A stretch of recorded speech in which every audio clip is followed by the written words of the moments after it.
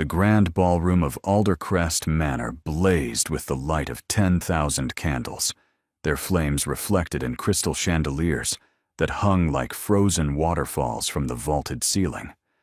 Gold leaf shimmered on every surface, and hothouse flowers perfumed the air with suffocating sweetness.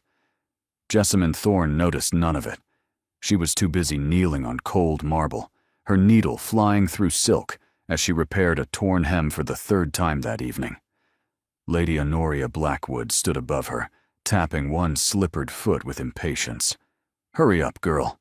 The Duke hasn't danced with anyone yet." "Almost finished, my lady."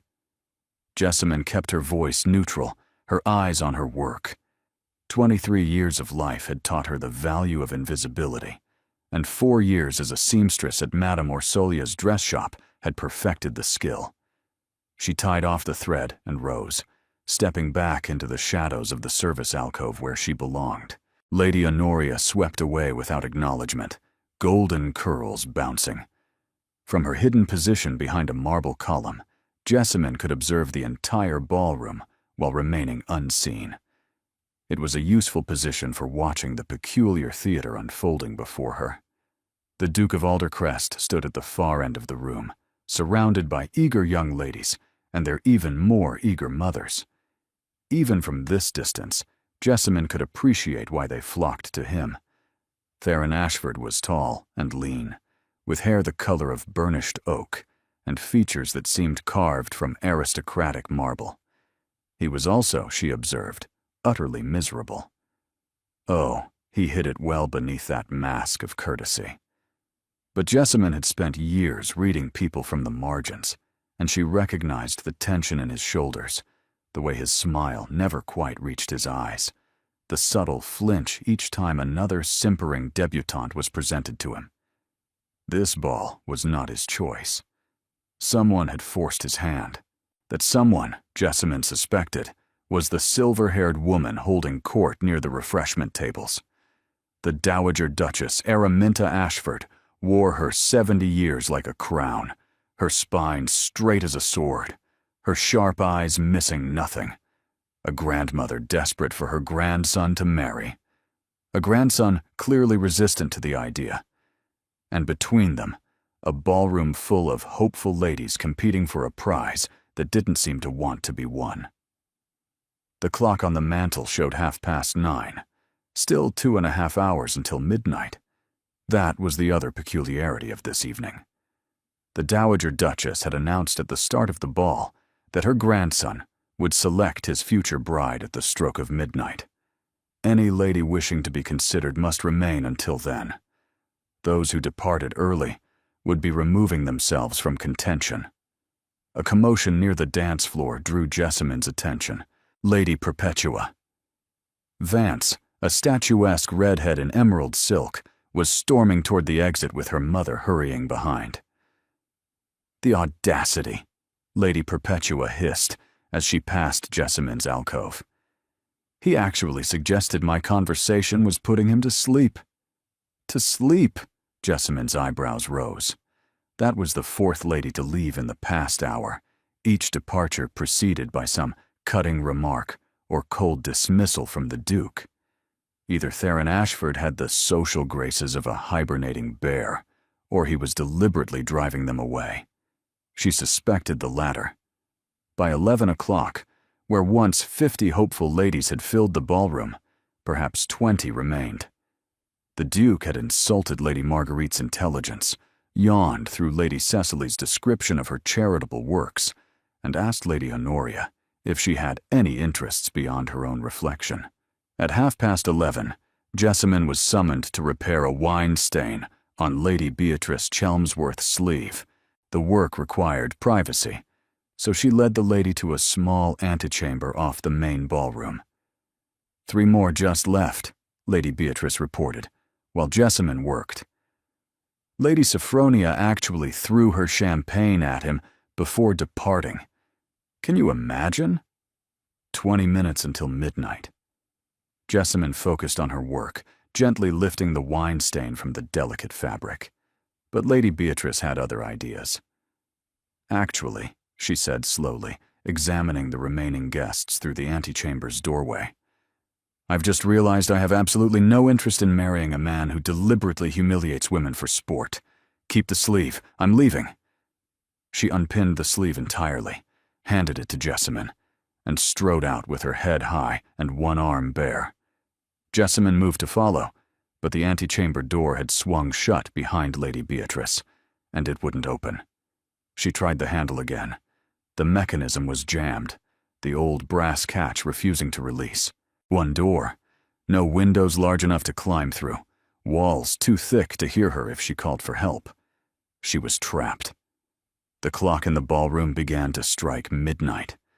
Through the heavy door, Jessamine heard the muffled chimes. 12 strikes. Then silence. Then footsteps, growing closer. The antechamber door swung open, and Jessamine found herself face to face with the Duke of Aldercrest himself. He stared at her. She stared back. "Who the devil are you?" Up close, the Duke was even more striking than he had appeared from across the ballroom. His eyes were an unusual shade of green-gray, sharp with intelligence, and currently narrowed with suspicion. His jaw was set in a hard line, and candlelight cast shadows across cheekbones that could have been sculpted by a Renaissance master. He was also clearly furious.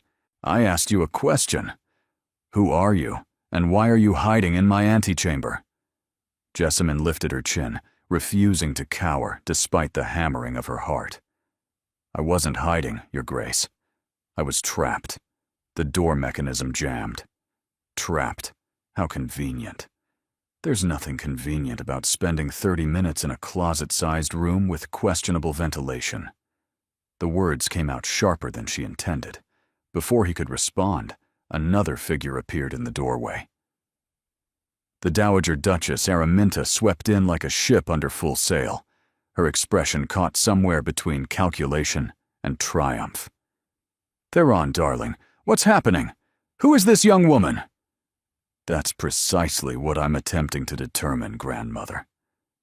Araminta's gaze swept over Jessamine, taking in the plain gray dress, the work-worn hands, the sewing basket visible in the corner.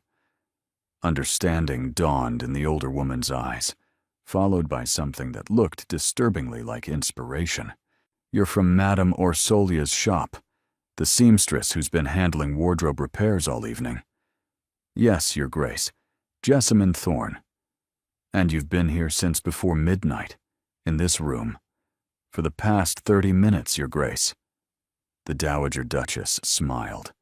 It was not an entirely comforting expression. "Theron, do you know what this means? You declared publicly that you would choose your bride from among the ladies who remained in this house at midnight." She gestured toward Jessamine with a flourish. She remained. The silence that followed was profound. "Your Grace, I'm not a lady," Jessamine protested. "I'm a seamstress. I wasn't even a guest at this ball." "Details," Araminta said dismissively. "Rather significant details, I would think." The Duke's voice had gone cold. "Grandmother, surely you're not suggesting—" "I'm suggesting nothing. I'm simply pointing out facts. You made a public declaration. You trapped yourself with your own cleverness, thinking you could drive all the candidates away and escape marriage for another season." Araminta's eyes glinted. But fate, it seems, had other plans. "This isn't fate. This is a jammed door and unfortunate timing." "Is it? Or is it an opportunity?"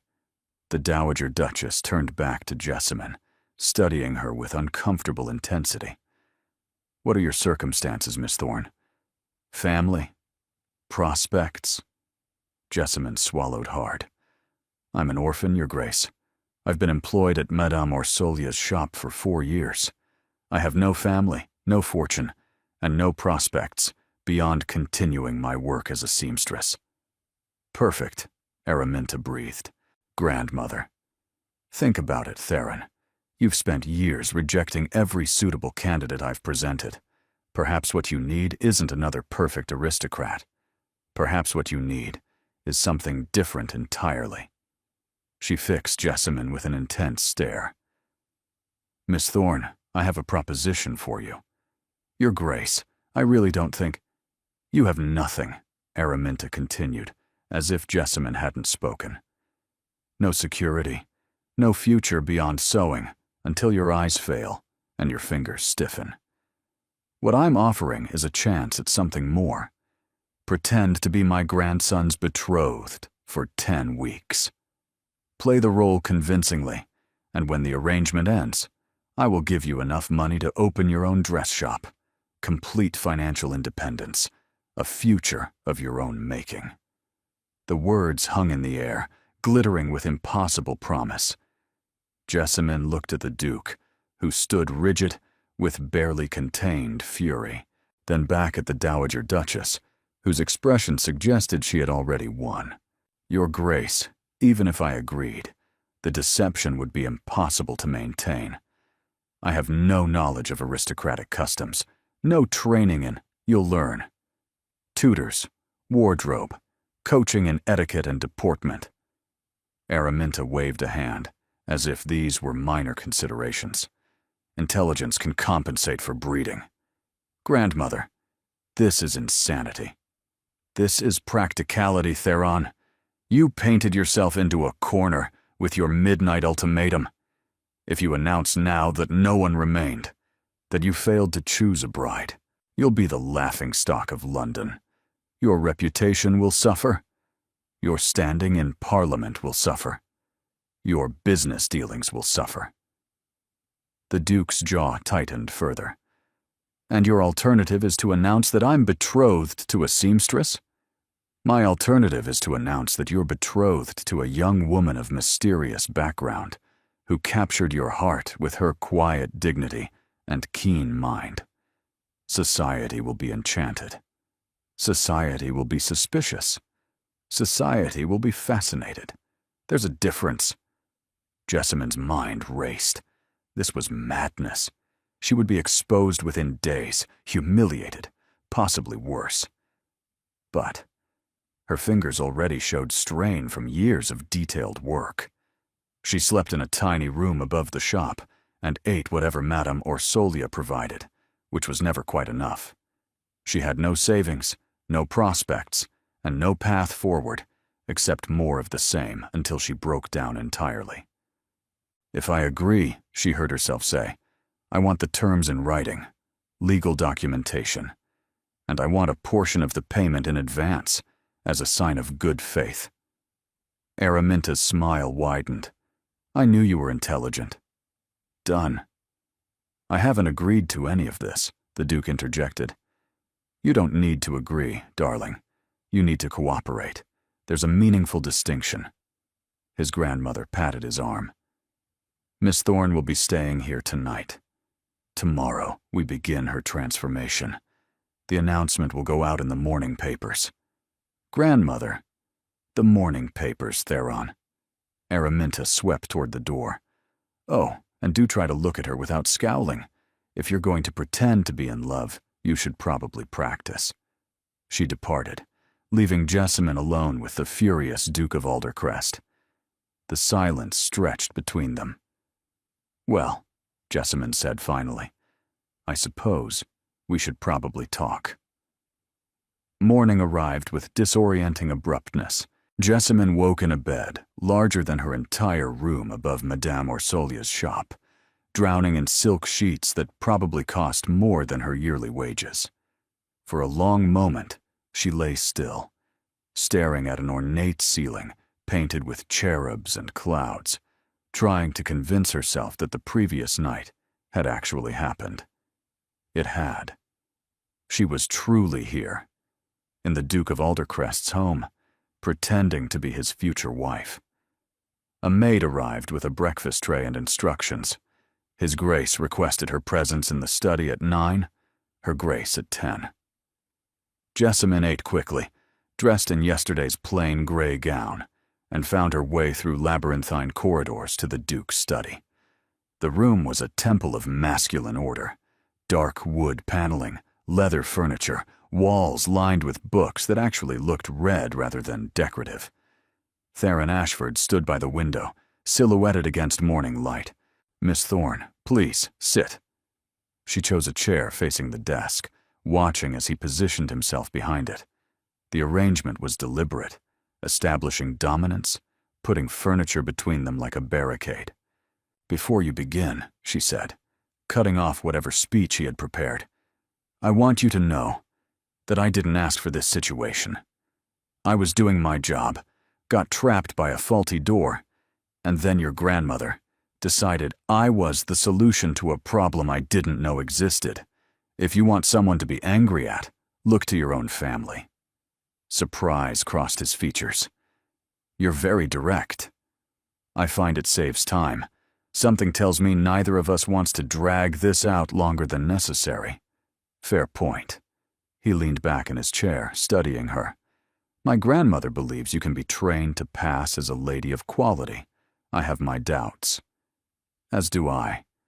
But your grandmother seems quite determined, and I suspect arguing with her is rather like arguing with the tide."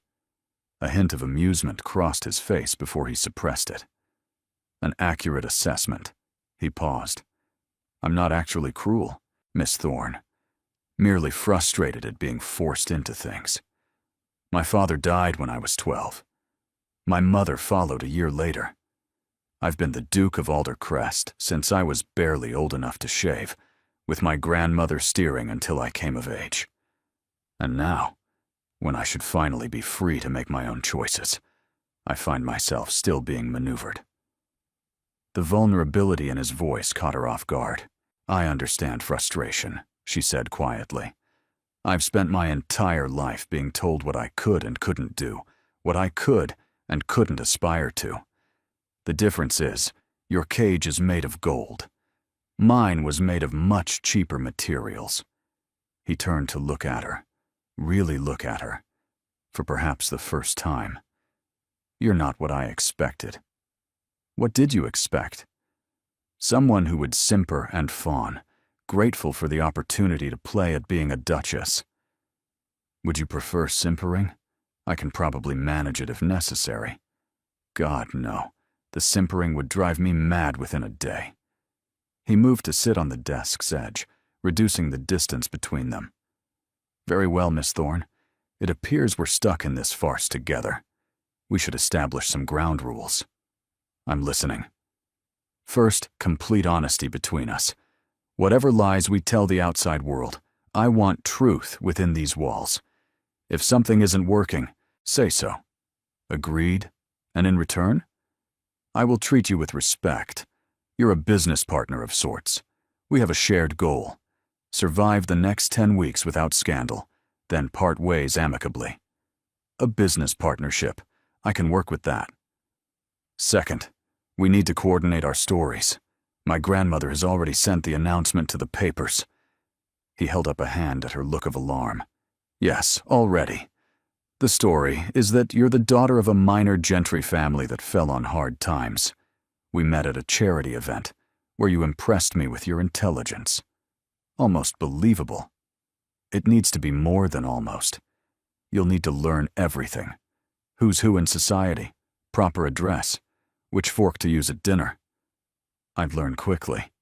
You'll need to." He stood, moving to pull a bell cord by the fireplace. "One more thing. I spent last night deliberately driving away every eligible woman in that ballroom. Do you know why? Because you didn't want to marry any of them. Because I didn't want to marry a performance. They were all pretending to be interested in my thoughts, pretending to find me charming, pretending to be something they weren't because they wanted my title and fortune." His tone turned pointed. "You're pretending too, but at least you're honest about it being a transaction. That's considerably more refreshing. For what it's worth, Your Grace, you might have found genuinely compatible women among those candidates if you'd given them a chance.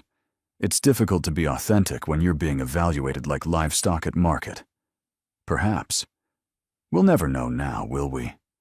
She left him standing by the window, a duke trapped by duty and circumstance, just as surely as she had been trapped by that jammed door.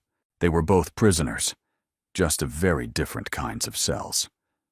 The Pemberton afternoon tea was precisely the sort of event Jessamine had spent her entire life observing from the margins.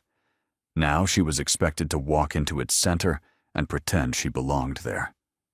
She stood in the entrance hall of Aldercrest Manor, dressed in a gown of soft rose silk that had been completed just hours ago by a team of seamstresses working through the night. Her hair had been styled elaborately, and she wore borrowed pearls at her throat. She looked, she had to admit, almost like a lady. Theron descended the stairs in afternoon dress. He paused when he saw her. "You look lovely," he said. "The gown suits you." "Better delivery than appropriate. I'm impressed." "I'm learning." In the carriage, his manner shifted to businesslike. "The Pembertons are old family friends. Lady Pemberton was close to my mother, so she'll watch you carefully. Her son Hadrian is a known gossip who disguises his information gathering as friendly conversation. Anyone else I should worry about?" "Lady Morrigan Stanhope will be there. She's been pushing her daughter Venetia toward me for years, and will view you as an obstacle to be removed. How should I handle her?" "Politely, but firmly. Don't let her intimidate you, but don't engage in open conflict." Theron paused. "Stay close to me. I'll intervene if things become hostile." The Pemberton residence was a stately townhouse filled with the scent of flowers and the murmur of cultured voices. Jessamine felt dozens of eyes turn toward them as they entered. She squared her shoulders and walked forward, as if she had every right to be there. The next 2 hours were a masterclass in survival. Lady Pemberton greeted her warmly enough, though her sharp eyes missed nothing. Sweet-natured Isadora Pemberton seemed genuinely delighted to discuss wedding plans. Hadrian circled with probing questions, which Jessamine deflected with rehearsed vagueness. Then Lady Morrigan Stanhope materialized at her elbow during a moment when Theron had been drawn into conversation across the room. "Miss Thorne, how fascinating to finally meet you. Tell me, where did you say your family was from? I don't recognize the Thorne name." "A small estate in the north. My father preferred quiet country life to London society." "How convenient." Lady Stanhope's smile didn't reach her eyes. It must have been quite an adjustment, coming from such obscurity. Some might say an impossibly dramatic adjustment. Before Jessamine could respond, Theron appeared at her side. His hand settled at the small of her back, a gesture of possession that sent unexpected warmth through her. "Lady Stanhope, isn't Miss Thorne remarkable? Quite remarkable. Most unexpected. The best things often are." His tone carried an unmistakable warning. "If you'll excuse us." He steered her away smoothly. "Thank you," Jessamine murmured. "She's a shark. I shouldn't have left you alone." "I was handling it. You were drowning gracefully. There's a difference." They spent the remainder of the tea as a united front, and Jessamine found herself relaxing into the rhythm of partnership. By the time they departed, several people had commented on how well-suited they appeared. In the carriage ride home, the silence between them was different, more comfortable. "You did well," Theron said finally. "Better than I expected. Your expectations seem perpetually low. They're realistic. You've had 5 days against a lifetime of aristocratic conditioning." His expression grew serious. "Lady Stanhope won't stop. She's convinced something is wrong about our story. Meaning, we need to be convincing at all times. Servants talk. Guests observe everything." He turned to look at her, "Which means spending more time together. Learning each other's habits, preferences, the small details genuine couples know." "That sounds dangerously like actual friendship. Would that be so terrible?" She considered the question. This man had been her reluctant partner for less than a week, yet she already appreciated his dry wit, respected his intelligence. "No," she admitted. "I suppose it wouldn't be." 6 weeks passed with surprising swiftness. Jessamine found herself settling into life at Aldercrest Manor in ways she hadn't anticipated. The initial terror of each social engagement had faded into manageable anxiety, then into something approaching competence. More surprisingly, she had learned Theron. He took his coffee black and strong first thing in the morning, and was incapable of civil conversation until he'd finished at least one cup. He read voraciously, philosophy, political theory, even the occasional novel, though he pretended to disdain fiction. He fenced 3 mornings a week with dedication, and he despised dancing despite being frustratingly skilled at it. He was also, beneath the reserve, unexpectedly kind. They had developed routines, breakfast together discussing the day's papers, afternoons apart, Theron managing a state business or attending Parliament, Jessamine continuing her education. Evenings either at social engagements or in the library, reading in companionable silence. The library had become her sanctuary. Tonight, she sat in what had become her chair near the fire, while Theron occupied his across from her. "You're frowning," he observed without looking up. "How can you tell? You're not even watching me. You make a specific sound when you frown, a slight intake of breath, very disapproving. I do not. You absolutely do." Now he looked up. "What's troubling you?" She hesitated, then decided honesty was simpler. "I received a letter from Madame Orsolya today. She's struggling without me. 2 of her seamstresses left for better positions. Do you want to help her?" "I can't. I'm supposed to be a lady now." Theron was quiet for a moment. Then, "What if you helped her anonymously? Financial assistance, sent through a solicitor, and perhaps a recommendation to my grandmother's social circle. You would do that? It's not particularly difficult. A few words in the right ears, a modest sum." He shrugged as if saving her mentor's business was nothing. "You clearly care about her." Something stirred in Jessamine's chest, a tender ache that had nothing to do with the fire. "Thank you," she said softly. "It's nothing. It isn't nothing. Not to me."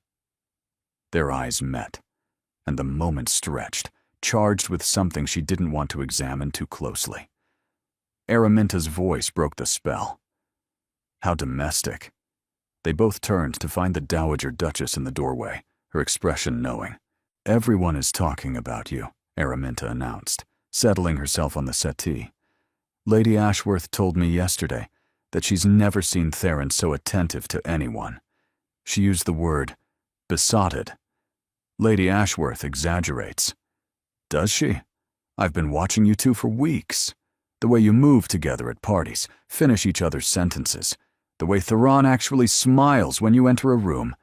Real smiles, not that awful grimace he used to produce." "We're playing our roles," Jessamine said, but even to her own ears, the words sounded hollow. "Are you? How fascinating."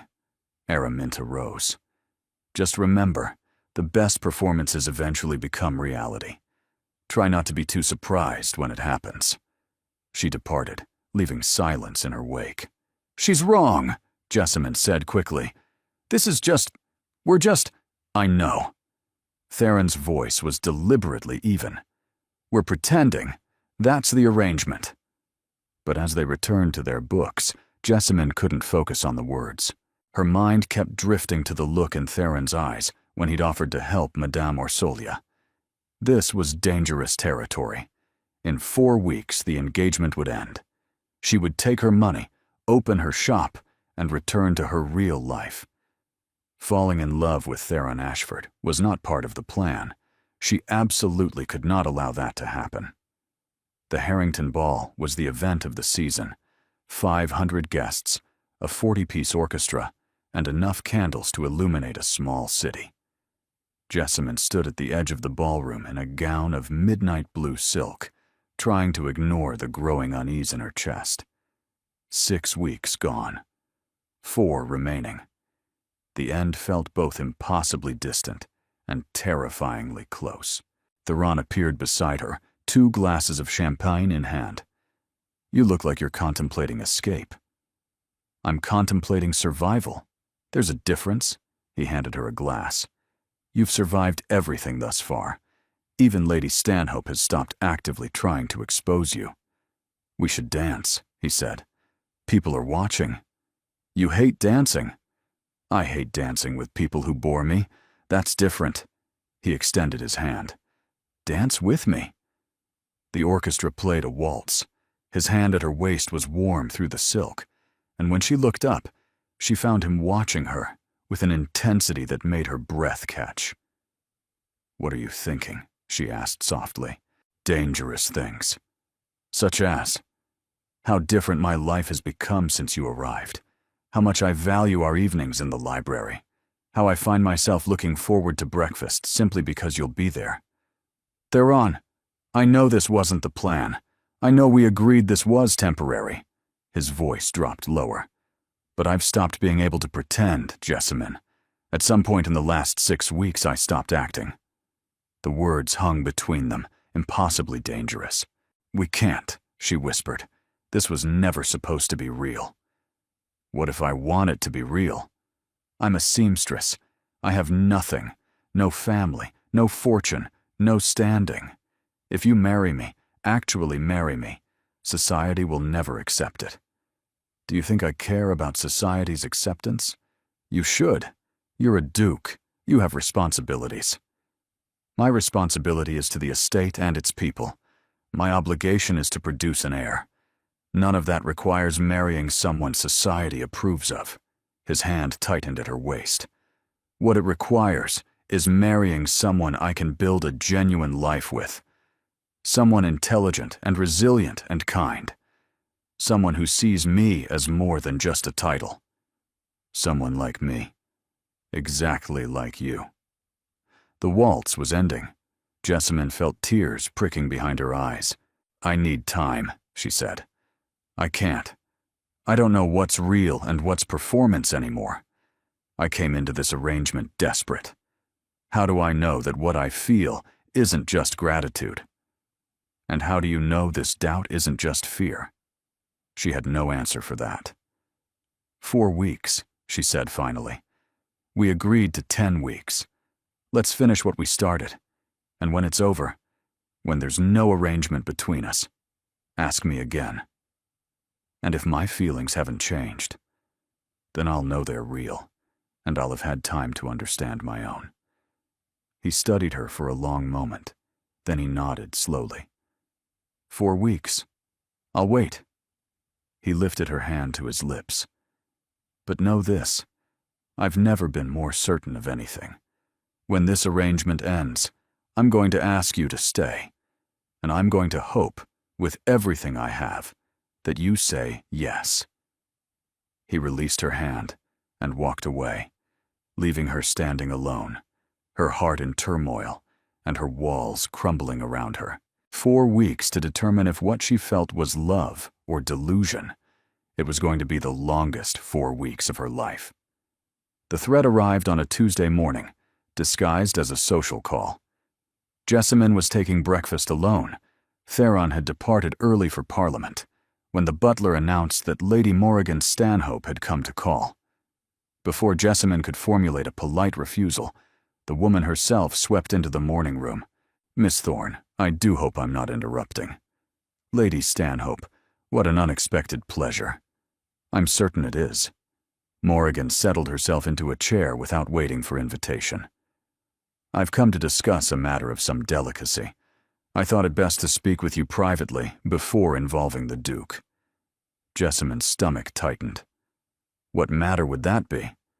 The matter of your identity, or rather, your lack of one. Morrigan withdrew a folded paper from her reticule. "I've had investigators looking into your background, Miss Thorne. The minor gentry family you claim descent from. They don't exist. There's no record of any Thorne family matching your description anywhere in England." Jessamine kept her expression composed through sheer force of will. "Furthermore," Morrigan continued, clearly enjoying herself, "I've discovered that a seamstress named Jessamine Thorne was employed at Madame Orsolia's dress shop until approximately 7 weeks ago. A seamstress who disappeared the very night of the Duke's ball. She leaned forward. Quite a coincidence, wouldn't you say? What do you want, Lady Stanhope? Direct. I appreciate that. Morrigan tucked the paper away. What I want is simple. You will end this engagement immediately. You will leave London and never return. In exchange, I will keep what I've discovered to myself, and your precious Duke will be spared the humiliation of having been deceived by a common seamstress. And if I refuse, then I go to the papers. By tomorrow morning, all of London will know that the Duke of Aldercrest's fiancée is a fraud. His reputation will be destroyed. His political work will suffer. Morrigan's smile widened. You claim to care for him. Prove it. Leave before you ruin him. The ultimatum hung in the air, poisonous and inescapable. Everything Morrigan said was true. If exposed, Theron would suffer. But leaving now, without explanation, without giving him the chance to respond, that felt like its own betrayal. I need time to consider, Jessamine said finally. You have until tomorrow evening. After that, I go public. She departed, leaving Jessamine alone with the wreckage of everything she had built. Theron found her in the library that evening, sitting in darkness with her bags packed at her feet. Jessamine, he moved to light the lamps. What's happening? The servant said you've been asking about coach schedules. I have to leave. What? Why? She told him everything. Lady Stanhope's visit, the investigation, the ultimatum. With each word, she watched his expression shift from confusion to anger to something she couldn't quite identify. When she finished, he was silent for a long moment. So your solution, he said slowly, is to run away in the middle of the night without telling me. I was going to leave a letter. A letter. His voice was flat. After everything we've shared, everything we've built, you were going to leave me a letter and disappear. I'm trying to protect you. By making decisions for me. By deciding what I can and cannot handle without consulting me. Theron crossed to her, his eyes blazing. Lady Stanhope has evidence that you're a seamstress. So what? I already know you're a seamstress. I've known from the beginning. But society doesn't know. Your reputation, my reputation will survive. I'm a duke with considerable wealth and political influence. A scandal might be uncomfortable, but it won't destroy me. He gripped her shoulders, forcing her to meet his gaze. What would destroy me is losing you. Don't you understand that yet? Jessamine felt tears spilling down her cheeks. Theron, I have nothing to offer you. No family. No fortune. No standing. If you marry me, if I marry you, I'll have a partner who understands struggle and values substance over appearance. I'll have a wife who sees me as a person rather than a title. I'll have someone to share breakfast with who actually reads the papers and has opinions about them. His voice softened. I'll have you, Jessamine. That's all I've wanted for weeks now. Lady Stanhope will expose everything. Then let her.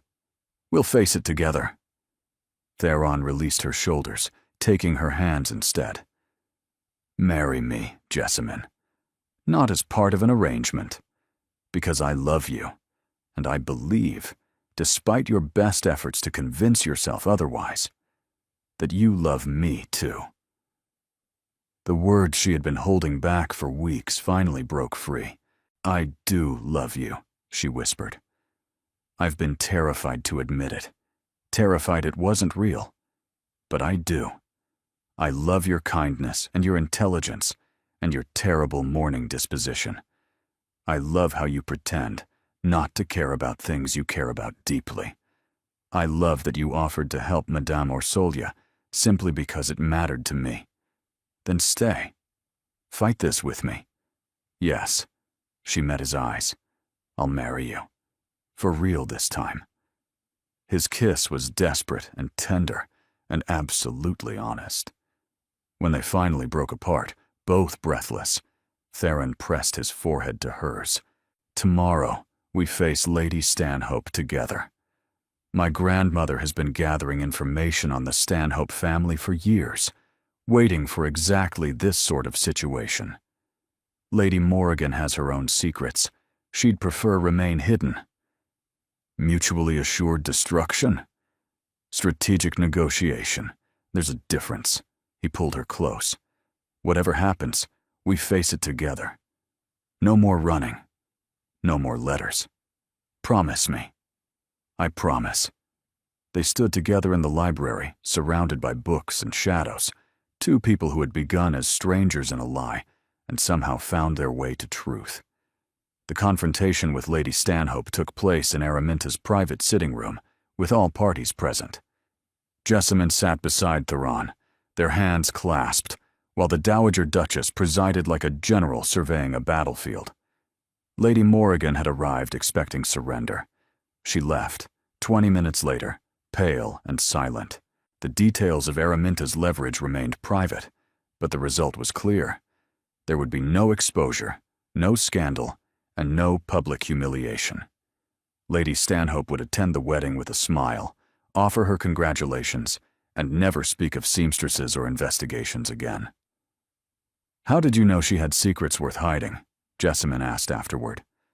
Araminta's smile was serene. "Everyone has secrets, my dear. The trick is knowing which ones matter and when to use them."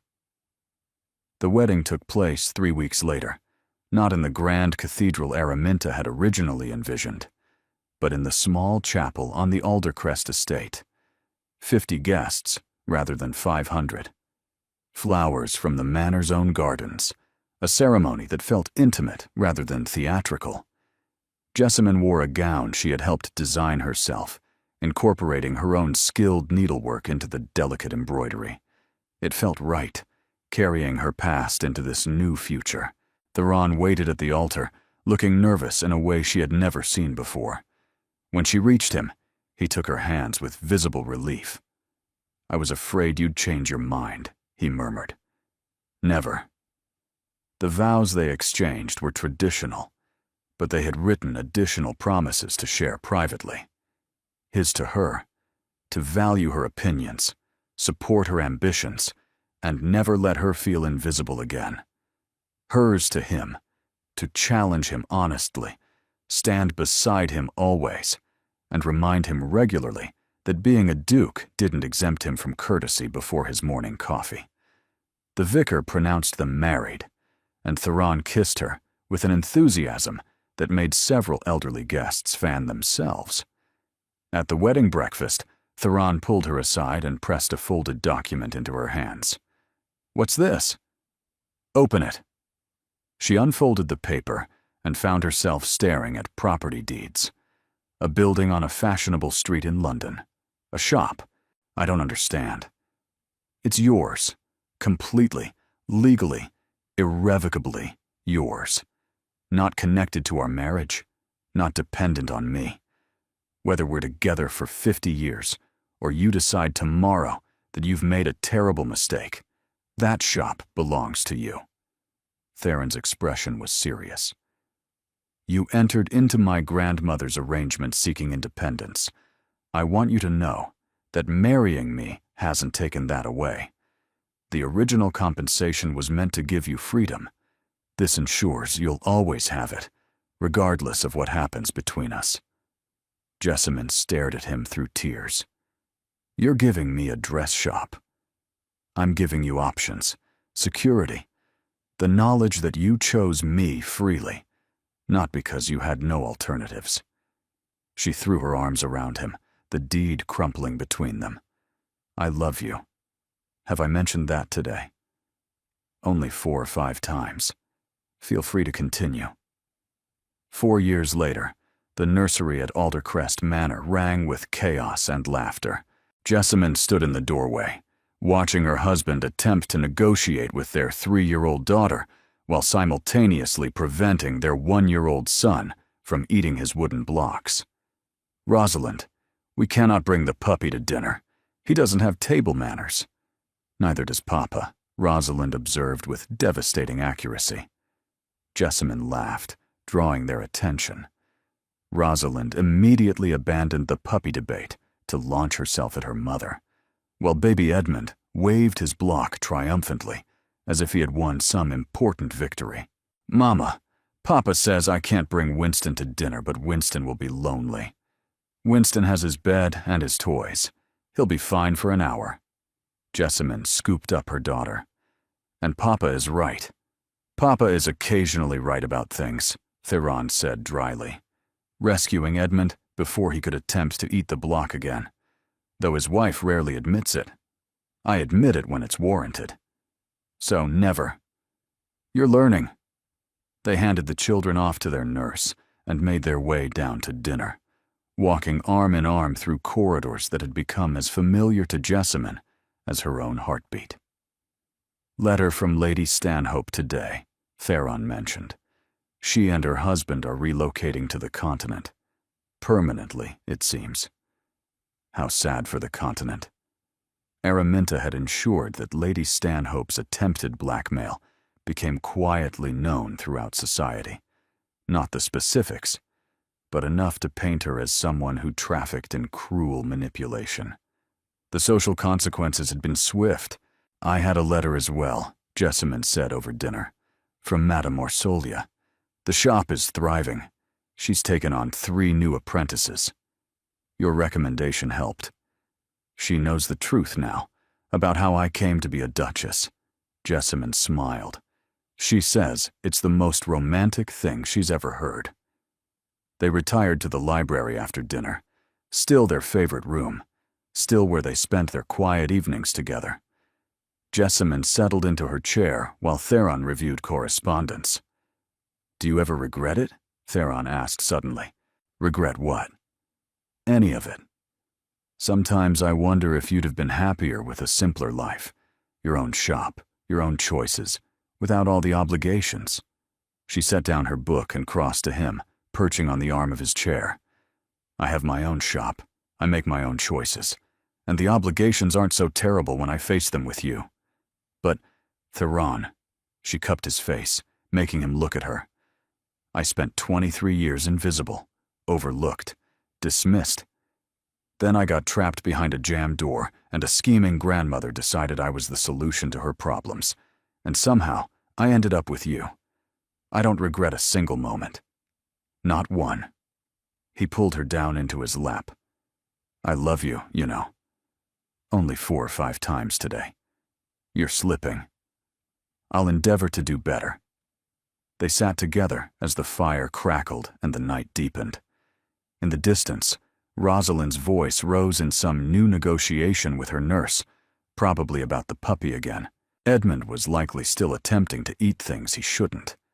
But tonight, everything was exactly as it should be. Their story had begun with a ball and a midnight ultimatum, with scheming and desperation, and a door that refused to open. It had become a partnership, then a friendship, then something far deeper than either of them had anticipated. And Jessamine wouldn't change a single ridiculous, improbable moment of it. Not for anything in the world. Thank you for joining us on this journey of unexpected love and second chances. If this story touched your heart, please like, comment, subscribe, and share it with fellow lovers of romantic tales. Your support keeps our storytelling corner alive and thriving. Stay tuned. Another emotional story awaits you. Click, listen, and let your heart be swept away once more.